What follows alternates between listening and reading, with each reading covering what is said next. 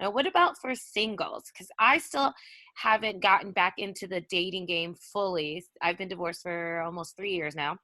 And now we're in the Hmm. house, and it's odd. I actually said, okay, in April, I'll start trying again. It was such a like arbitrary date, but I just picked it. I just was like, that's when I'm going to do it. Okay, well, now this hit. So what do we do now? Let's say you're just starting from scratch, or if you just recently started dating somebody and now you're in the house and you're like, how much time do we spend talking to each other? Do I go visit you? I don't know. So it's a weird time for like singles who are, kind of freshest into the game. So what's some advice you could give us? Okay, so this is like really interesting. We're actually going to do like a live on this probably in another week or so. I have a few singles that were online dating, Mhm. So they're like, what do you do now? Because of course you're going to well, I would hope that you are going to stay quarantined until it is lifted. Yes. And you really don't know, like the only person that you can be responsible for is you. Hmm. So you don't know what that person is doing. You don't know if they're taking the proper precautions. So the first thing that I would say is be safe. Okay. The second thing is that so some of the singles that I know have been going on their first date, but it's virtual.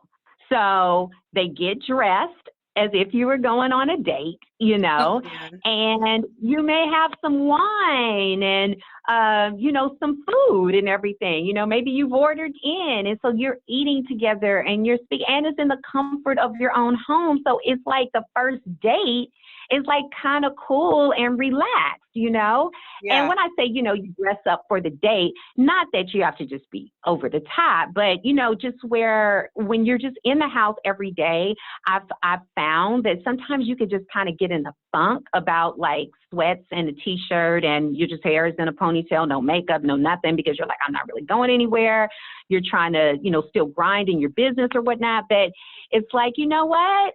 Put on a little makeup, at least some lip gloss, and get yourself together. Like it'll be something that you look forward to, and go on a date, virtually. And then it really does present the opportunity to know that person, like to get to know them in your own environment, to really have some great conversations, to see how they're feeling and how they're reacting to a very stressful situation that sometimes you don't find out until you're like knee deep into the relationship. Yeah. So I think that that's a really cool way to do it. And whether you've met the person online, or what about the people that, let's say you've been dating this person, it's like, oh my God, I really like him, I really like her, and we've been dating for like 4 months, and then coronavirus. Yeah. And Yeah. so it's kind of like you're in that situation of what do we do now? Because I've been used to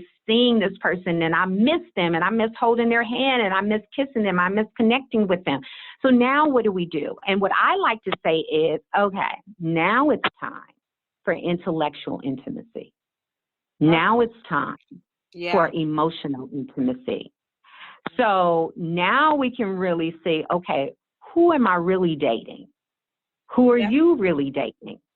And I think that it's just, to me, it's really a blessing in disguise, I feel, for a lot of relationships. You know why? Because the truth is coming out. You don't get to act like your representative, Yep. because a lot of times when we're stressed, and it is what it is, we're not thinking about our representative, because we got all kinds of other stuff going on.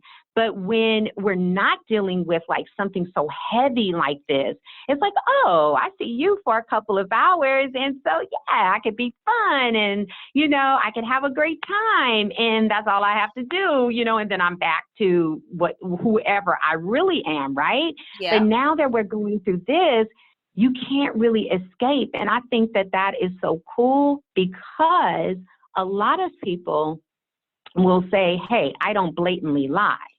But if you omit something that could potentially, that other person could have made a different decision, then Hmm. you have taken their choice away, which Hmm. then makes it really bad for what you now done in the relationship because you represented one thing, but then you're not that person. And haven't you, I'm sure you've had a lot of girlfriends. I know I have. It's like, I met him and he was so romantic and he was just such a gentleman. It was so funny and he really was fully engaged with me. And now it's like 7 months later and he doesn't do any of that stuff.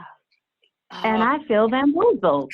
I legit, literally, like an hour ago before I talked to you, my best friend and I were having this conversation. Like, I swear to you, it's incredible that we're talking about this right now. Because it's so true, though. I mean, it's like it's been my story. It's been my girlfriend's story, Yeah. and it's been like a lot of men that I've spoke to. It's like, yeah, I thought she told me that she cooked. She told me that she was a really clean person and she cleans all the time. And then I find out that she doesn't clean anything. She had a housekeeper. She doesn't cook. It was like she was ordering takeout, And I'm thinking that she's really cooking. She doesn't even know how to cook. And so they feel bamboozled too, Yeah. Yeah. I love the way you're approaching this. This is like, I'm going to have to do your class because I feel exactly the same way all the time. I try to lay everything out up front.